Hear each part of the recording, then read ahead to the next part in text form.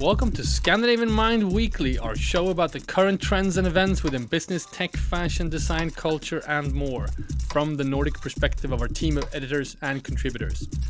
Today on the program, we take a look at our upcoming Transformation Conference, premiering next week in Helsinki, Finland. Why are we doing it? Who's going to be there? And what can we expect? Also, Eric was present at the Paris presentation of Swingvision, a new AI tennis app developed by experts from Apple and Tesla. We'll hear Eric's impressions and listen to their co-founder and CEO, Swapnil Sahai. I'm Conrad Olsen, editor-in-chief and founder of Scandinavian Mind, and I'm here with my dear colleague, Erik Sedin. Erik, good morning. Good morning. All right, in Sweden we have the classic klämdag. It's actually a work day right in between the holiday, which was yesterday, and the weekend. So we don't have Roland here today because he's enjoying his klämdag with his family. But we have a lot to talk about. So let's get into it. There's been quite a busy week online. I just wanted to start there and plug some of the stories we've published the last week. There's a bit of a design season right now.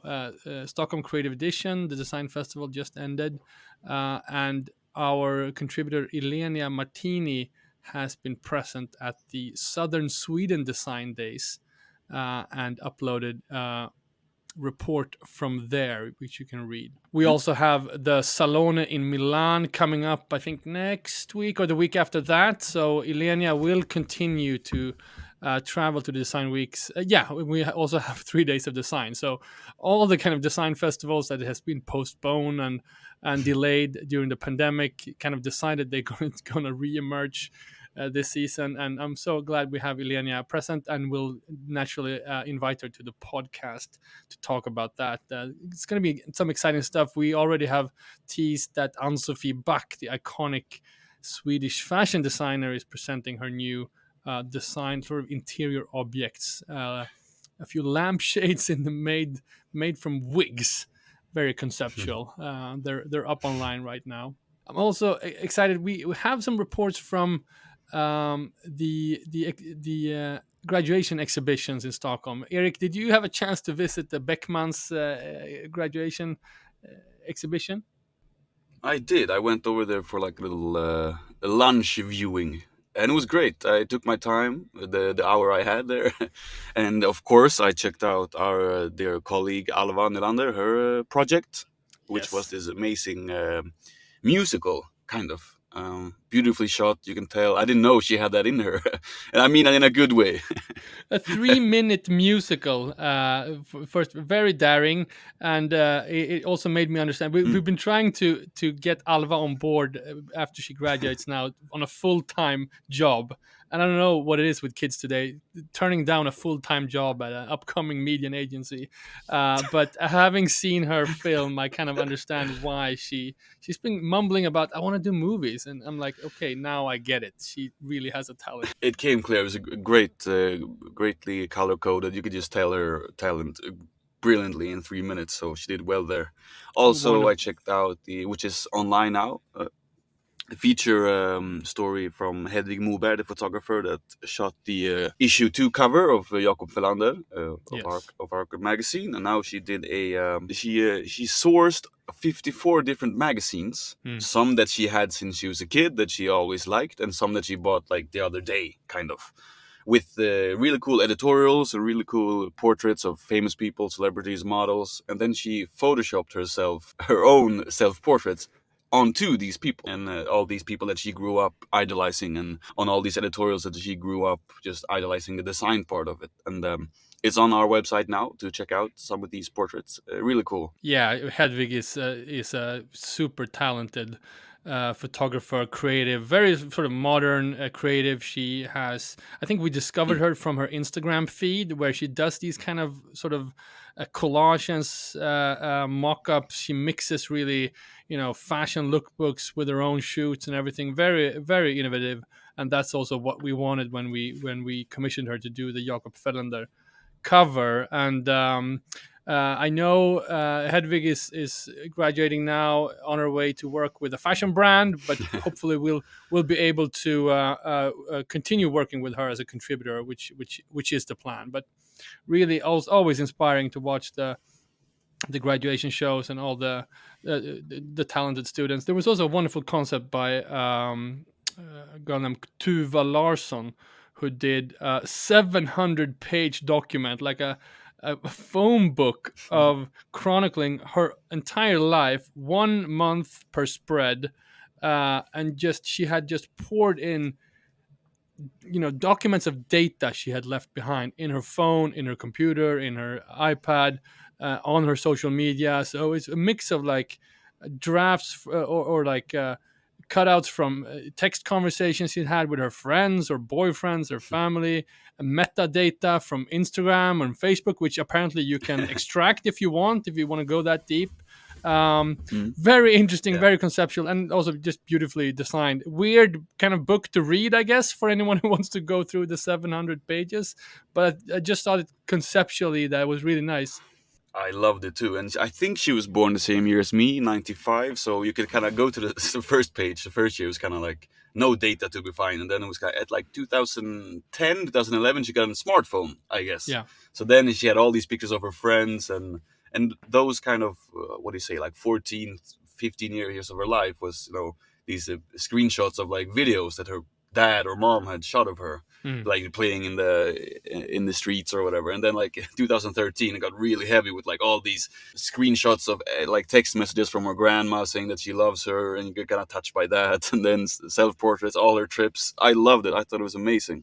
Something I don't know how would your book be? It'd be more than 700 pages, right? It would be more than 700 I feel like pages. you've been documenting quite heavy. Yeah, but it would also be like 10 years of complete blank pages in the beginning because I was born early 80s, or like, I don't know, 20 years of blank pages.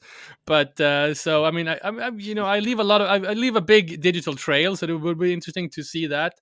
I also started thinking about, what would it look like for my daughter, for instance, who's 11. I mean, her book would be Yeah, wow. crowded Yeah, from day one if you would take from in the get-go. from all the documentations that I have done. I mean, I have like a closed Instagram account that she doesn't want to use right now, but it's with pictures from when she was a small baby up until she was like 6 or 7. I think around 8 she started saying that it's illegal for parents to take pictures and post them online without consent. She had learned, so I had to stop. But Cool. no, it was a concept that really sparked our imagination, and just to highlight that we all leave our Yeah. digital sort of trails all the time. So anyways, Yeah. the Beckmans graduation show, I'm sure we have some of it up online with the Hedvig story, and you can view most of it on Beckmans website.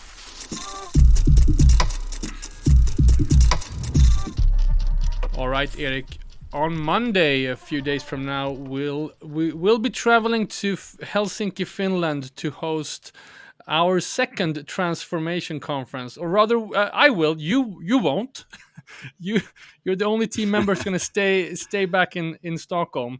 But I thought it would be a good idea to just explain this concept a little bit. It's going to take up a lot of our editorial space in the months to come, uh, because we're doing it Mm. both in Helsinki now, next week, for a smaller crowd, and also in Stockholm late August. And as per usual, we'll be publishing a lot of these talks and conversations and panels in our editorial feed. So, um, just to give a little bit of a background on this, I mean, our love for Finland has been, clearly documented in our online feed and in this podcast for the past year, and we've been kind of looking for a project to do with in Finland, or with a Finnish partner. And about 6 months ago, we got in touch with Helsinki Partners, which is a owned by the city of Helsinki organization that's kind of similar to Visit Helsinki, or something like that. And they asked us to create a concept to.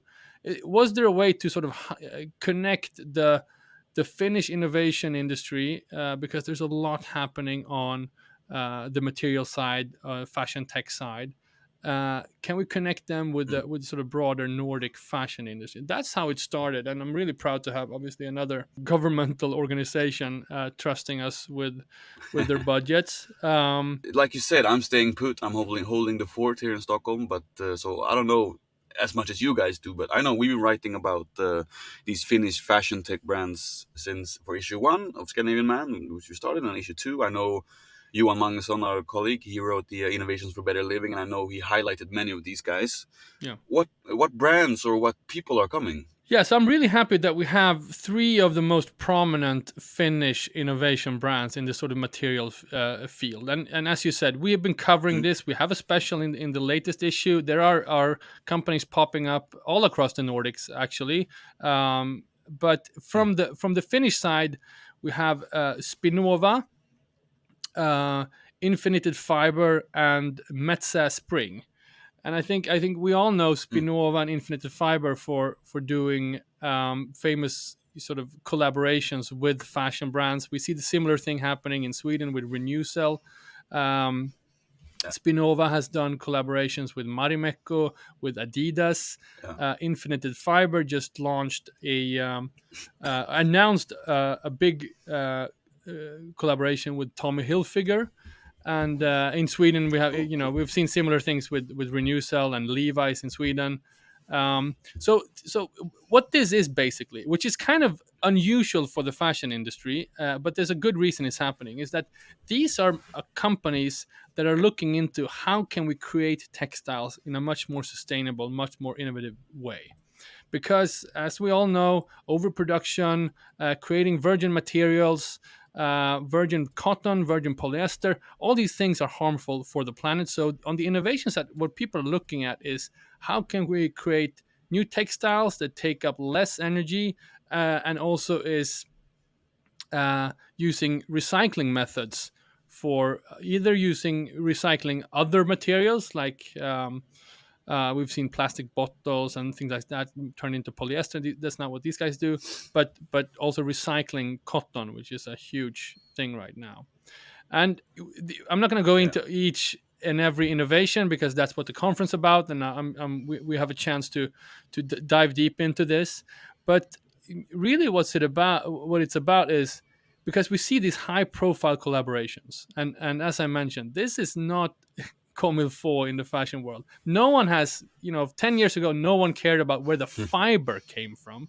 And we're not even talking about companies that do textiles. They're not even creating the actual fabric. They're just creating the fiber that Mm. turns into the weave, the thread, the yarn that then turns into Mm. the textile. But obviously, what this is about is a story about sustainability. So fashion brands like Exactly. Adidas, like Tommy Hilfiger, like H&M, like Levi's, they have to signal that they're doing something concrete. And this is what these companies are offering, a new innovative way. And there's a huge business opportunity to be found. And this is the starting point of the conference. Yeah, and like you said, of course it could be about what kind of signal you're sending out. But the other week we talked about fashion tech and how these regulations might come in. Mm, So these brands will definitely be on top of it then. It would be really interesting to hear what they have to say about, yeah, we can help all these countries in this way. And like you said, what I think is really interesting is the recycling part. Like how I've read so much about how complex it is, and mm, I remember you saying once that in Scandinavia we're pretty good at recycling. We would go to the basement of our apartment buildings or whatever, and then we can recycle glass, plastic, paper. Maybe there should be a closed one that mm. can go to like this state-owned place that just recycles it perfectly. So it's really interesting to hear how far they come with that, because I think Yeah, it's like you said, it's a good signal to send out and important stuff. and that's another sort of place where Finland is actually leading the way. There is a EU directive that Mm. says that by 2025, I think, we all have to recycle our textiles, which is Mm. pretty soon. It's around the corner, and no one's talking Mm. about it. I'm sure we'll be talking much more about it. No. I think Finland are going Yeah. to implement this during next year, so 2023, which is going to be really exciting. So Oh, some of great. these companies like Cool. Spinova are working on these sort of recycled fibers, and we're going to get into that. And we have some of the leading executives present. But we also have some other good stuff happening at the conference. We're going to obviously want to talk about um, uh, sustainability from a consumer perspective. So we have our dear friend Fredrik Ekström, a contributor to Scandinavian Mind, who does a lot of research. He's released a series of reports on the consumer and Mm. their approach to sustainability. So he'll be present talking about his report. We also have, which I'm really excited about, Alec Leach, a journalist and author of the new book, The World is on Fire, but We're Still Buying Shoes. Alec was previously the fashion journalist at High Snobiety. So he will be there as well as a few of the prominent creatives from both Sweden and Finland. We have Ellen Larsson from Hudakova, famous upstart getting a lot of traction right now. And of course, Erwin Latimer, designer and founder of his new brand, Latimer. And another plug for our online uh, editorial operation. We have a big story interview with Erwin from issue 3 that we just published and sent out in our newsletter this Wednesday, right? Also, Edwin is someone we've been reporting on for several years, and it's really cool to see his come up and seeing his from graduating from I think it was Aalto University to now having his own brand and really pushing his I don't want to say agenda, but pushing nice values into fashion. Yeah, and that's exactly what we're going to talk about in the panel as well. I mean, Erwin and Ellen as well. I mean, I don't see any new brand coming out of the Nordics that don't have a very clear set of values that they're operating from, whether it be Mm, sustainability or identity or diversity, which Erwin mm. is really good to illustrate in his work. He has really got a new take on what masculinity is. So, I mean, a lot of stuff happening. I just want to mention this and also kind of tease out for you listeners. You won't be hearing this until maybe a couple of weeks from now when we'll start publishing the talks here on our podcast. But so if anyone is still in Finland hasn't heard about this and want to attend, we can make sure you can we can squeeze you in. I'm sure. But it's also to Yeah. mention that we're gonna do a version of the transformation conference in Stockholm on August 25 at Stockholm Fashion District in conjunction with the Nordic Fabric Fair. And for that, it's going to be a little bit of a bigger event. It's going to be much more sort of a focused, inviting people from different parts of the industry. And if you want to take part in that in any way, you can let us know. So that's also going to be great because we have a big delegation of Finnish companies coming to Stockholm in end of August. And I'm so happy we also got the Finnish embassy on board to host a networking dinner with us. And I'm gonna make sure that you'll be attending at least that conference and that dinner, Eric. Great. I'm part of the team. Feels good.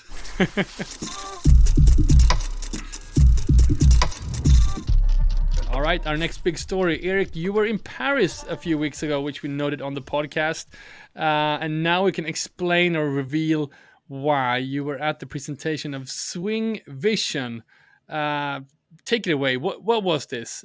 Give us the headline. So yeah, this Swingvision, I think it's been around since just 1 year into the pandemic, and these guys, I think they were like not tennis players, not tennis professionals. They were just tech guys. I think they've been working with artificial intelligence at Tesla and Apple before.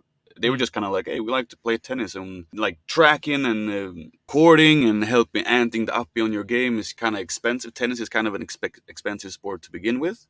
So they just came up with this idea of, hey, how can we use our artificial intelligence skills to just use an iPad or an iPhone to record the whole game, and then after the game is done, people can see and they can get a full report on what they've been doing. So this is not an official Apple app, but from what I can tell, and I'm pretty sure that the Swingvision is quite happy about this. Apple is kind of taking them in and like presented it like it's their own app. It's that good. So at all these, I think for the last three keynotes that Apple has been having, they've shown how like, look what we can do with our Apple Watch and look what we can do with our Mm. iPhone and our iPad. We have this amazing tennis app. So it's kind of, it's not, it's integrated and looks like a regular iPhone app or an Apple Watch app, but it's kind of a third party app in some way. So good for Swingvision. I guess they get some free and well needed marketing from that. Well, anyways, so for an amateur or for a professional tennis player, that is too, if you would want to like record your game, I don't know if you've heard about it, but they have this cool camera system called Hawkeye. You know, so if you watch a tennis game, it kind of zooms in and it can kind of stop the ball mid game and show like was it in or out or whatever. Hmm. But this thing is expensive. This system it costs like 10,000 euros to put up, and it's 10 cameras, and not all tennis courts have them. I don't even know how many has them. Only like the professional courts. Right. So these guys wanted to, hey, how can people just get a overview of their game? So all you need is an iPhone or an iPad to start with, and it needs to be, I think they said, 2 meters above the ground, and then you put it behind your back, and then you start playing, and then it records it. So pretty cool. And when I got there, like I'm not a big tennis player myself, so I was not so happy to see myself playing afterwards when they showed it back to me how I looked. Didn't look so good. Looked very stiff. Also didn't get the dress code memo, so I showed up in jeans and a hoodie, I and the other thought I guys thought you came looked in full cool. full workout clothes. Yeah, we brought the lifestyle segment to the tech presentation. That's what But we the do. location was awesome. Just a couple of words on the location. It looked amazing. Yeah, that also it took me away. The taxi picked me up from the hotel, and all I knew I was going to this. I was going to a tennis court. So Mm. the taxi driver drops me off in this really like just regular back street, like an alley in the middle of Paris. And I'm like telling the driver, I'm like, I'm not sure this is it. I'm supposed to go to a tennis court. He's like, yes sir, this is it. And I walk out and I get greeted by this person from Apple that sends me up, and we go into this like really shady elevator, like filled with graffiti, and I'm like, where are we going? Like, is this like some other PR event that I didn't see? And we would go up like this regular apartment building, and then we just walk through this like quite shady like corridor, and then we just open this metal door, and we're in this like 150-year-old tennis court on top of this apartment building. I'm only guessing like the elite of Paris gets to play there. It's probably some Mm. kind of really expensive club to play at, but it looks like it was like a dome shaped court. So it looked kind of like the inside of a church, I guess. And then they had this beautiful like the roof terrace. You can go out and you had the view of the Eiffel Tower. It was amazing. They really sold it in well. But anyway, so we get there and we get the Apple Watch put on our wrists, and so this app, this Swingvision tennis app, they have it can also be integrated with an Apple Watch. So as you play, it can kind of tell like, oh, this last shot was 74 miles per hour in strength, or the last one, maybe you should focus on your backhand and try to breathe more before you hit the ball. Pretty Mm. cool how it would tell you right after. One little negative that I had is like I'm kind of, I don't know if it's ADHD, but I like to hit my racket and stuff. So when I was standing waiting for my turn, I would hit my racket against my hand and against my knee and against my foot, just like excited to play. And I think it kind of registered those as hits. I could tell afterwards. So maybe something for them to work out afterwards. But yeah, so then I played a couple of games. I get this great coach. It's crazy how easy it is to work on your swing just after a couple of shots. Same with I haven't played a lot of tennis, like I said. I haven't played a lot of golf. I haven't played any golf, but that's what everyone says about. Oh, it's such a frustrating sport, and it's all about the swing and it's all about the technique. And yeah, this really helped me as a amateur, and I really wanted to play more. Like I really got a sweat on. It was a great time.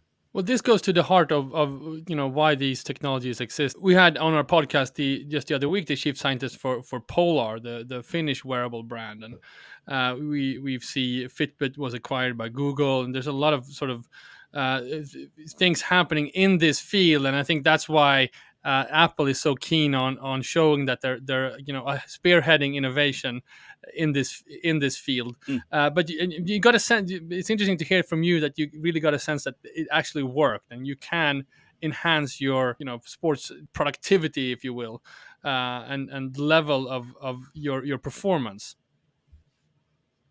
Yeah, and also just how that it's fun. It's gamified. Like it was cool because since it's connected to an iPhone or the Hmm. iPad behind you, it would, as you hit, it would say like 64 miles per hour. Then you wanted to hit harder next time, it'd be like 85, and you could kind of go, and it was fun. It was gamified. And then afterwards, they kind of sat you down and they give you this shooting map or a shot map. I don't know what to say, and it would say Hmm. like, oh, on your forehands, 80% of the shots went in, but on your backhand, 30% went into the net, or 20% were too long. So it kind of made you look like, hey, this game is actually, it's mapped and it's recorded, and it just made it more fun. And I think for me, that's kind of like working out. That's kind of what it's all about. It's almost like a version of augmented reality. It's not visual, but it's like performative. Like there's a layer of Yeah, technology exactly. onto what's happening in the physical court, but there's a sort of a digital representation of it that feedbacks, Hmm. instructions or other types of information to you while you're doing it. It's really interesting. And also, just a last point. They did say, since we're Scandinavian Mind and everyone in Scandinavia is playing paddle, they hardly knew what it was half a year ago. These founders that I talked to, but they were like, "It's gonna be a paddle update soon, so not to Okay. worry for people playing paddle. It's gonna come." All right, but you also had a chance to speak to the founder, right? Yeah, and we'll share an interview now. It's my short and sweet interview with Swapnil Sahai, co-founder and CEO. And like I said, he had this experience with working at Tesla with the AI, and he could actually use the his experience there from the self-driving cars and the cameras, figuring out where people would walk and where the car would go in this app. So I asked him a lot about that. So yeah, let's have a listen. So I'm standing here with Swapnil Sahai, the CEO of Swingvision. Welcome to the Scandinavian Mind podcast.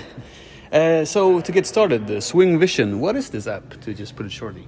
Well, basically, it's an app for your phone or your iPad that lets you automatically track your scores, your statistics, and even do line calling right there on the tennis court, just using a single iPhone. And is this supposed to be like the tennis coach killer? Well, I wouldn't say it's a tennis coach killer because, it's a valuable tool for both coaches and students. But the idea is it finally brings you the same access to the experience that pros have had for decades, which is, real-time data and insights about your game, no matter wherever you are, even with your coach or without your coach.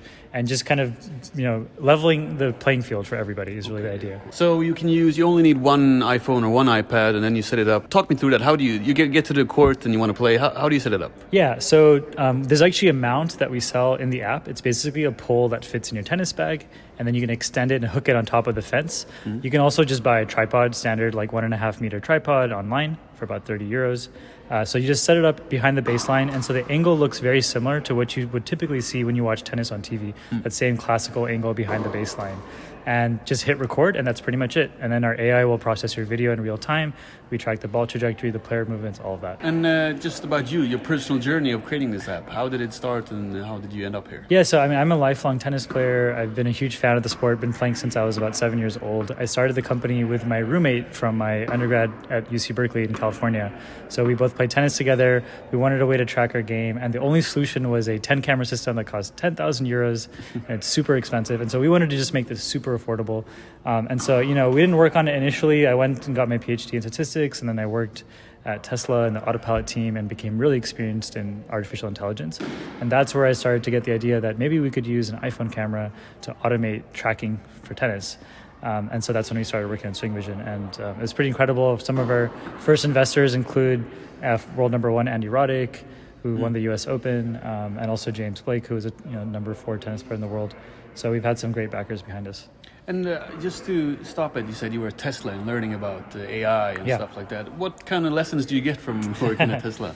Yeah, working there was so great. We actually worked really closely with the CEO, Elon Musk. So I was presenting to him on a weekly basis, and just seeing the way that he works, making that company move so quickly despite the fact that it's a public company that's really large.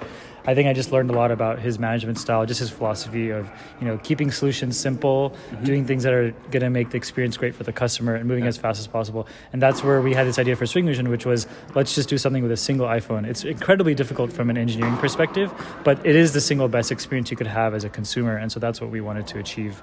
And that's kind of the inspiration we got, was from kind of Elon's philosophy and how he would have done it. I mean, we've been playing here for an hour or so, and I was impressed about how the camera. Sometimes when I watched my footage back, I would be standing in the way of the camera. You couldn't see the ball, but the app would still tell you where it landed. So is that something like, I don't know if you can draw any parallels from like the self-driving cars, but did you ever at Tesla learn how to use like AI for movement and tracking and stuff? That's actually my main job at Tesla, was tracking the other vehicles and pedestrians walking around while we were driving. And so one challenge at Tesla was we didn't have access to a bunch of sensors. So typically if you're doing a self-driving car, you have like a LiDAR sensor, which is laser based, and you have a light based, you have radar and all those things. At Tesla, we just had cameras. And so I was forced to basically track cars and pedestrians using just cameras. And so that was the same philosophy we tried to bring here, which was, only use the cameras, use the latest in artificial intelligence to do that. You also mentioned earlier about how you had these kind of gamifying ways in the app. Can you please elaborate some kind of gamifying experiences that you have in this app? Yeah, the biggest one right now is the real-time audio feedback. And so traditionally, if you play with a ball machine or just go out to hit serves, it's a very kind of quiet experience. You're just there alone on the court. But now if you have Swingvision behind you, you can have it read out the speed of the shots in real time. It can even announce whether you're making the ball in or out, which makes it kind of fun. And then you can even hear like how many your accuracy so far, like 6 out of 7 shots in. And so that's all really helpful, because it's it gives you a sense of how you're doing on the court, but it just makes it more fun. It's not as lonely when you're playing. Yeah. And as you said, it gamifies the experience. It makes it feel like you're playing a video game, but you're also getting a workout and improving your tennis at the same time. Cool. So just lastly here, do you personally use any other wearable tech, or do you use an Apple Watch in your life? Does it help you in your everyday life in another way? Yeah, for sure. I mean, I'm really into fitness, so I wear an Apple Watch every day. I use it to work out. Obviously, every time I'm playing tennis, I use Swingvision. But aside from that, I also go to the gym. I go hiking. I use All Trails for that. So I'm a big Apple Watch user for sure. And I think just having that real-time data in any sport is so valuable. And, I hope that with Swingvision, we can start bringing it to even more sports that don't have it yet. Cool. Thank you so much. Yeah, thank you. All right, that was Swapnil Sahai, co-founder and CEO of Swingvision, which Eric interviewed and met in Paris a few weeks ago. I love the background noise with all the tennis. All right, this was the show. We have a packed week ahead of us. I'm traveling to Helsinki on Monday. On Tuesday, we have the Transformation Conference. Make sure to sign up to our newsletter. Visit scandinavianmind.com/newsletter to stay updated and get the latest on our talks and keynotes that are going to be on the Transformation Conference. I don't know about you, Eric, but in this household, when I say we, I mean I, is insanely excited about the new Obi-Wan Kenobi that opens today on Disney Plus.